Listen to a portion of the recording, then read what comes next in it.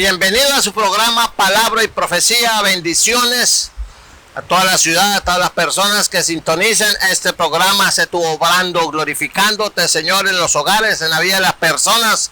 Estamos aquí para bendecir con el poder de tu palabra. Gloria a Dios. Así que, mis amigos, hoy vamos a tener un tema especial.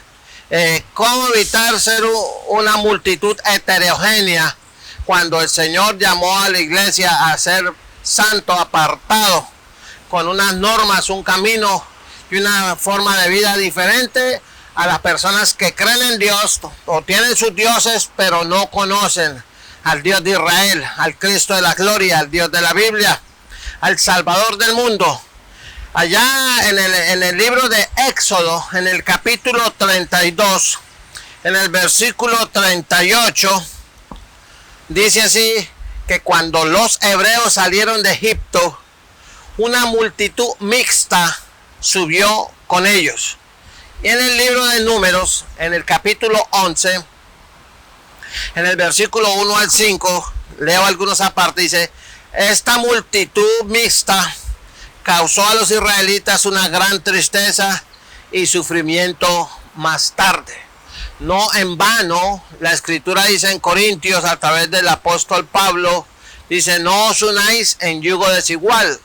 ¿Qué comunión tiene la luz con las tinieblas? Por eso usted tiene que entender que usted necesita vivir, caminar en aquel que dijo: yo soy el camino y la verdad y la vida, y nadie viene al Padre sino por mí. Es un camino exclusivo únicamente para gente que toma la decisión sabia de pedirle a Dios que salve su alma, lo saque del camino ancho donde van las multitudes con dirección a la perdición eterna, y sale de ahí y entra el camino angosto. Y por eso Jesús dijo: muchos son los llamados.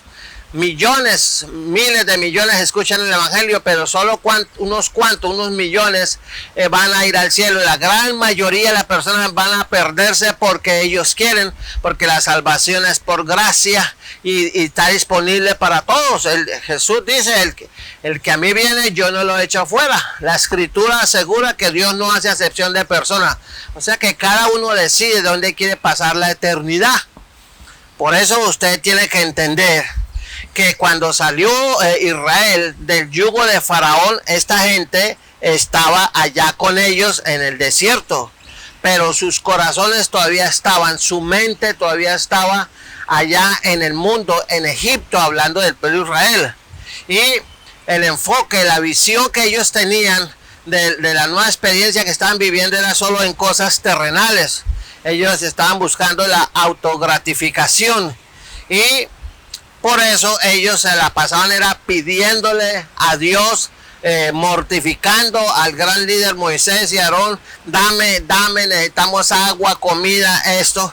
Y esa rebelión de ellos junto con el pueblo que no era cristiano, de pronto eran amigos muy conocidos, y ellos dijeron: vamos a salir de la esclavitud, si nos quedamos aquí nos cogen también de esclavos, entonces nos vamos con ellos, aprovechemos a ver qué nos da la vida. Y se fueron con el pueblo de Dios, pero en el camino fueron sacando lo que eran, y cada uno empezó a cosechar, y hubo una rebelión que hizo llorar a los hebreos, que causó multitud de problemas y tropiezos en la marcha, desacuerdos y rebeliones, etcétera, etcétera.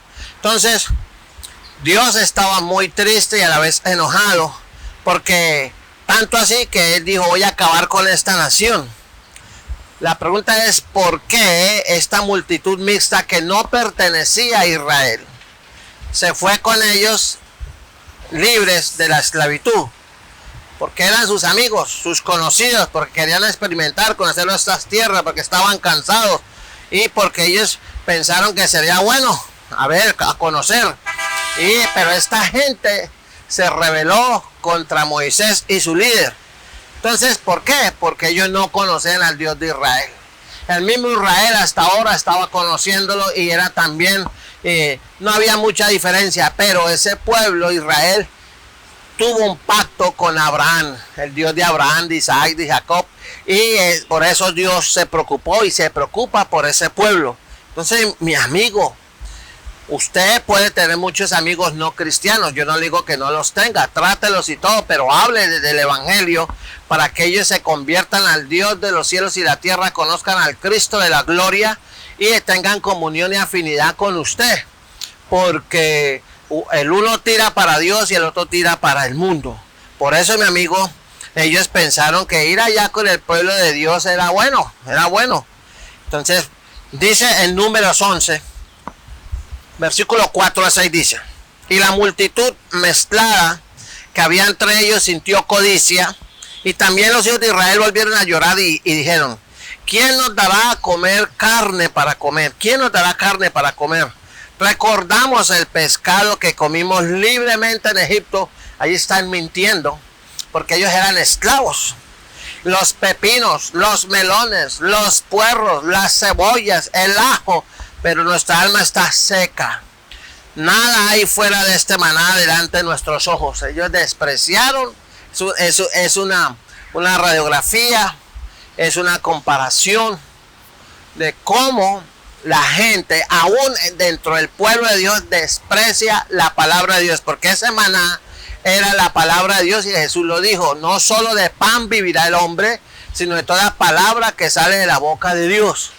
Ellos creían en el Dios de Israel, pero no lo querían conocer, no querían someterse. Hoy pasa lo mismo. Hoy hay en muchas iglesias, hay mucha gente que no es convertida, es amiga, es familiar, primos, hermanos, tíos, sobrinos, que van a la iglesia porque les llevan por amistad, porque es chévere, porque se sienten cómodos, pero cuando empieza la palabra a tocar sus vidas, entonces dicen: no, estamos aburridos, ya solo palabra, ya solo hablan del pecado, de la condenación, habla de santidad, habla de obediencia, que no se puede, que esto y aquello. Ay, no, qué pereza, yo no necesito eso. Entonces se juntan y entonces viene la presión y viene a desatar la ira de Dios. Dice: porque nada hay fuera de este maná delante de nuestros ojos.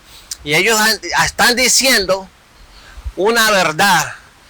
Fuera de la palabra de Dios no hay bendición, porque el maná que producía en ellos físicamente, el maná evitaba que ellos se enfermaran. Había tanta presencia de Dios que hasta la ropa no se les acababa, ni los zapatos y todo, porque Dios cumplía su palabra, los sostenía, les proveía el agua. Y lo más tremendo, que eran libres de enfermedades. Era una población de más de 3 millones de personas. Y el sistema sanitario era muy precario, y sin embargo Dios les preservó. Y a dónde iban a conseguir ropa si ellos no tenían la industria de la ropa para hacerla. Esa estaba en Egipto. Ya en el desierto les tocaba bandearse con lo que tenían. O sea, Dios empezó a enseñarles a depender de Él y a depender del maná. Esto es una lección para todo cristiano. Debe aprender a depender del maná, de la palabra, de la provisión de la palabra y de la provisión del Dios de los cielos, que se va a encargar de las situaciones materiales, como es el vestido, como es la salud, como es la educación. Dios se encarga de eso, pero hay una condición: que usted no cometa el error de rechazar el maná como el pueblo de Israel lo rechazó. Ahora, hoy en día tenemos miembros inconversos en las iglesias que son incapaces de desear a Cristo. Desean alabanza, desean arquitectura, la sociabilidad de la iglesia, los programas de la iglesia que son buenos, que aprende uno mucho, pero no están deseando a Cristo. Y proclaman y desean y buscan cosas que agraden la carne, que les haga sentir bien en la iglesia. Entonces van contaminando al resto del pueblo que va a buscar de Dios, que entiende qué significa buscar primeramente el reino de Dios y su justicia, y las demás cosas vendrán por añadidura. Me permito preguntarle a usted, querido televidente y hermano en Cristo, ¿qué lugar ocupa Cristo en su vida? ¿Es Cristo Jesús el Señor?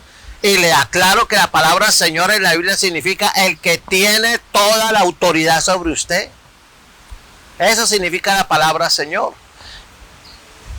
¿Qué lugar encuentra la palabra en su vida? Si Jesucristo no es su Señor, entonces usted no va a obedecer ni no se va a sujetar a la palabra de Dios.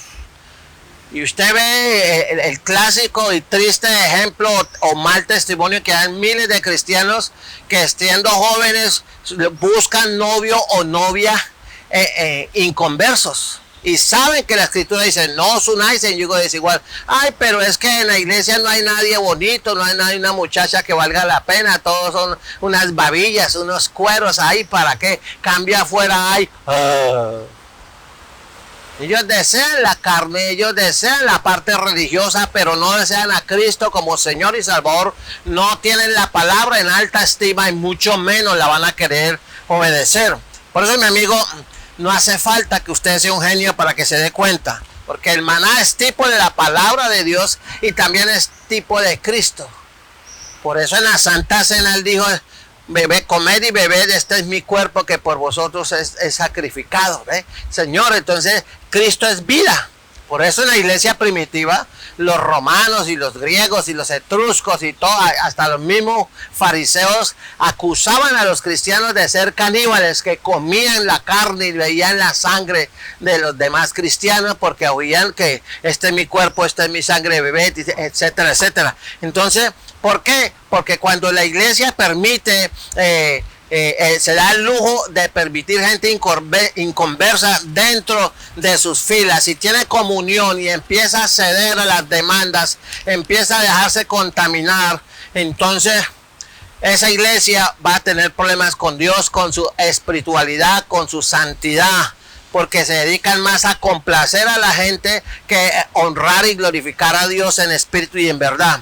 Por eso mucha gente hoy que se dice ser cristiana, muchas iglesias con sus letreros rimbombantes y todo eso, lo único que quieren es tener lo que perdieron en el mundo. Entonces por eso traen del mundo las cosas a la iglesia y en el nombre de Jesús las cristianizan. Eso mismo hizo Constantino con la iglesia católica, decretó que todo el mundo a partir del siglo IV debería ser cristiano y entraron multitudes de personas a la iglesia católica y la iglesia católica se prostituyó y usted la ve como está hoy. Se oyen frases del líder de la iglesia más popular del mundo diciendo, Cristo es un fracasado. Tenemos que adaptar la escritura a los cambios sociales. En lugar de la gente adaptarse a la escritura, es la escritura que tiene que adaptarse y ser torcida, adaptada, reescrita para que la gente esté contenta. Eso es un desafío a Dios y eso trae juicio de Dios. Entonces, la pregunta es, ¿cómo está llegando esa multitud mixta o heterogénea a la iglesia? Usted dirá, entonces no podemos llevar cristianos de gente nueva a la iglesia. Claro que las puede llevar, debemos llevarlos, claro. Pero la escritura dice, conviértanse ellos a ti y tú no a ellos. Usted tiene que entender que cuando llega gente inconversa a la iglesia, gloria a Dios que llegan y el deseo es que, y la voluntad de Dios perfecta es que se conviertan, se arrepientan y se conviertan y vivan. Y ojo a este texto que le voy a mencionar. De modo que si alguno está en Cristo, nueva criatura es. ¿Escuchó? Nueva criatura es. Si está en Cristo, nueva criatura es. Es como cuando usted se casa. Cuando usted se casa, usted ya dejó de ser soltero. Ya tiene una autoridad inmediata que se llama la señora. ¿Recuerda lo que le enseñé ahorita de la palabra Señor? La palabra Señor significa que el que tiene toda la autoridad sobre usted. Entonces, ¿qué significa la palabra señora? La que tiene toda la autoridad sobre usted por encima de la famosa suegra o de la mamá o de los hermanos que se meten en muchos hogares a opinar y a influir negativamente para que ese hogar se destruya. Entonces usted tiene que entender, y si la esposa no entiende que su esposo es el Señor, el hombre que después de Dios tiene toda la autoridad sobre ella, entonces ahí va a ser una guerra. Ella contra él y él contra ella. Y hoy tenemos ese famoso feminismo hablando del heteropatriarcado, que la mujer es explotada, dominada, esclavizada por el ser humano, y están levantando una guerra entre el hombre y la mujer. Detrás de eso lo único que se mueve es atacar la creación de Dios, que Dios hizo hombre y mujer. Les dijo, creceos y multiplicados y sojuzgar la tierra. Están atacando eso. Eso es un ataque directo a todo lo que es la cristiandad en el occidente. Y estamos viendo un ataque soterrado, sostenido a través de estos tiempos para destruir todos los principios basados en la escritura. De que el papá puede disciplinar al hijo y se instruye al niño en su camino y aun cuando fuere viejo no se apartará de él. Textos de hoy que lo censuran. Dice el padre que detiene el castigo a su hijo, a este aborrece. Esa es la cosmovisión, ese es el orden de Dios, que su hijo crezca en rectitud, en obediencia y respeto al padre. Pero hoy los postulados modernos dicen, no, deje que el niño se desarrolle y experimente y conozca y aprenda por sí solo y usted simplemente está ahí para complacerlo. Y tenemos todas estas aberraciones que se están dando por toda parte y vemos que los estados están tomando atribuciones que no deberían tomar, como quitarle el control de sus hijos a los padres. Ya no se le puede pegar a los niños, sacaron la ley de la chancleta. ¿A cuántos de esos mismos que aprobaron la ley de la chancleta no fueron levantados con autoridad? Con una sola mirada de la mamá en aquellos tiempos uno temblaba con el solo papá que le decía, bueno, y ya con él usted quedaba quieto. Ahora no, usted le dice así, ¿qué? Y todo el pelado, ¿qué le pasa, Cucho? Sí, se levanta, no respeta, son insolentes. Por eso viven muchos jóvenes bajo juicio y usted los ve caer. Hoy en día, tristemente, está cayendo más jóvenes yendo a la muerte prematuramente porque viven en rebelión contra sus padres, y el que no honra, no respeta y no obedece a sus padres está bajo juicio de Dios. Lea Romanos 1 y dice, son dignos de muerte los que practican tales cosas. Por eso usted tiene que entender que cuando la iglesia permite que el mundo se meta y influya y tenga poder al interior de la iglesia y impida que la palabra se trace como debe trazar, entonces hay una multitud heterogénea. Tenemos iglesias tibias, mundanas, que solamente quieren emociones, pero no quieren tener comunión en espíritu y en verdad con el Cristo de la gloria y obedecer y someterse al poder de la palabra. Ahora, ¿qué tenemos que hacer? Pues, es deber, es responsabilidad de los predicadores, de los maestros de escuela dominical, de predicar la palabra. Dice, traza bien la palabra de verdad, reprende, exhorta con toda paciencia y doctrina. Pero hoy no, hay pastores que tienen miedo de predicar el evangelio como es, porque se ofenden y pierden diezmos. Lamento ser tan fuerte, pero como decía mi abuela, el que le caiga el guante, que se lo chante. Usted necesita entender que el evangelio debe ser predicado como está.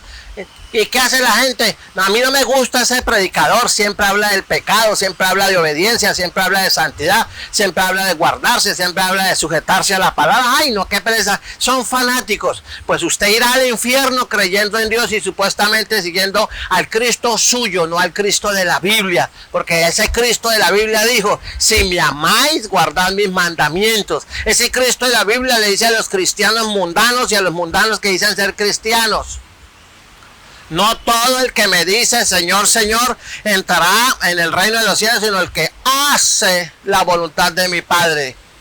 Así que mi amigo, usted está en graves problemas, y si Dios le está permitiendo escuchar este programa es para que usted se arrepienta de verdad, clame a Dios que le dé un corazón que lo ama, que obedezca, que se someta al Señor de su palabra, porque al cielo no va a entrar ningún rebelde.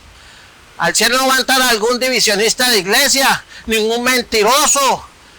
Al cielo no va a entrar ningún esclavo de los juegos de video que hay en la televisión y en los celulares.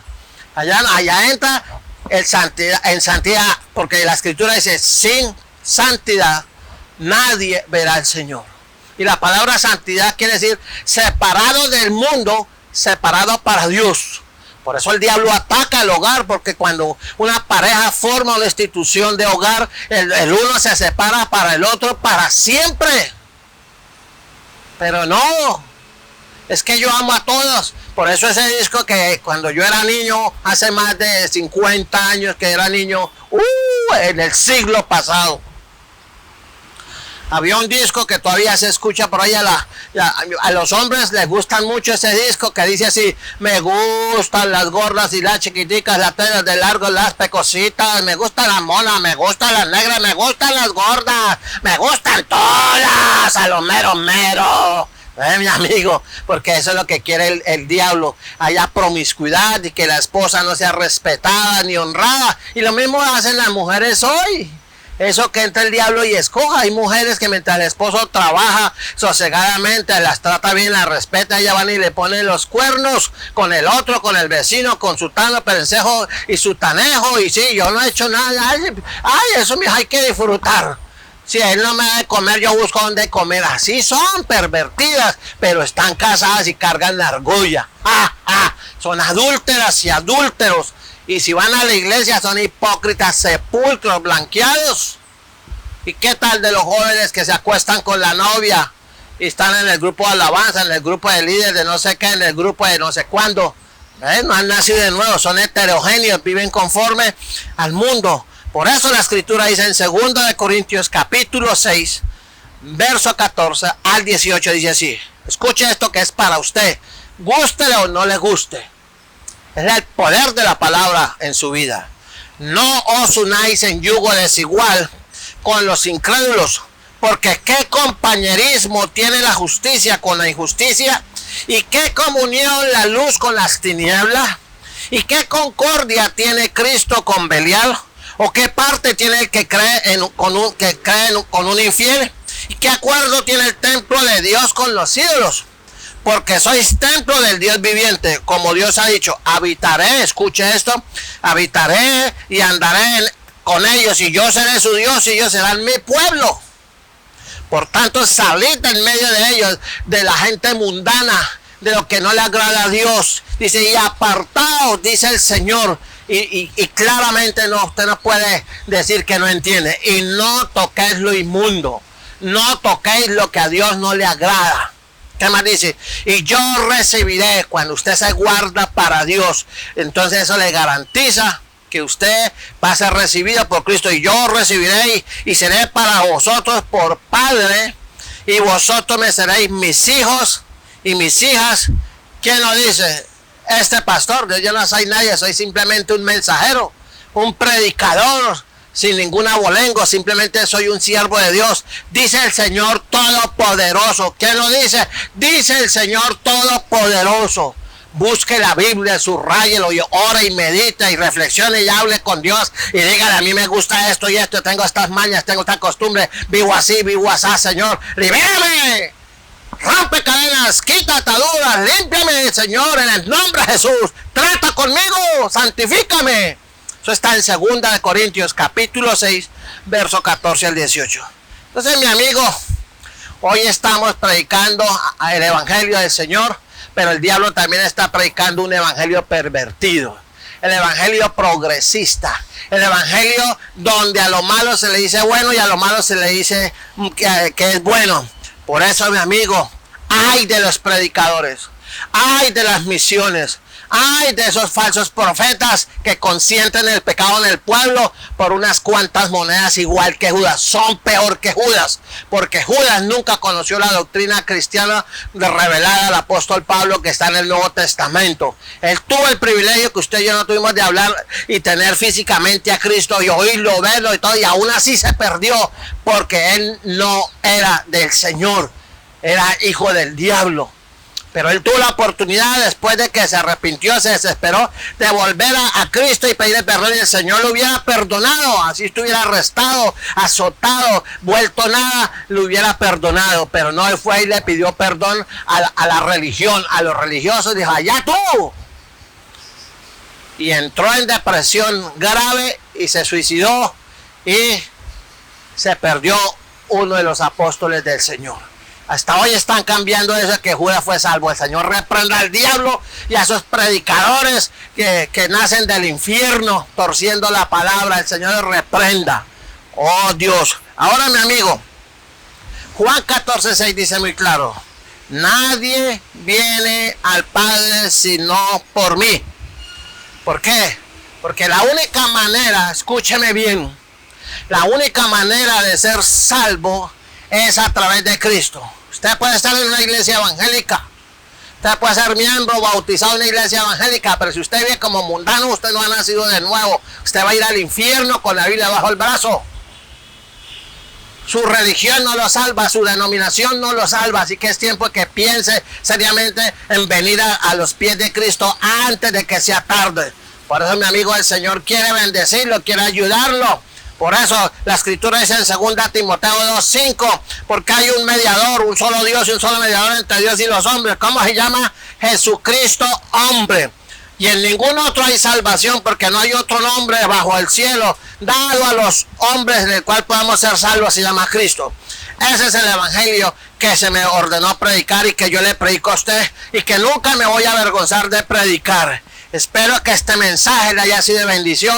Vamos a orar y le vamos a pedir a Dios: Señor, ayúdame, guárdame, perdóname, libérame, rompe las ataduras, rompe los yugos, rompe las cadenas, lávame con tu sangre y quiero nacer de nuevo en el nombre de Jesús, en el poder de tu Espíritu. Soy libre para servirte en el nombre de Jesús. Te reconozco como Señor y Salvador en el nombre del Padre, del Hijo y del Espíritu Santo. Amén, amén y amén. Dios les bendiga y nos vemos en una próxima ocasión. Bendiciones.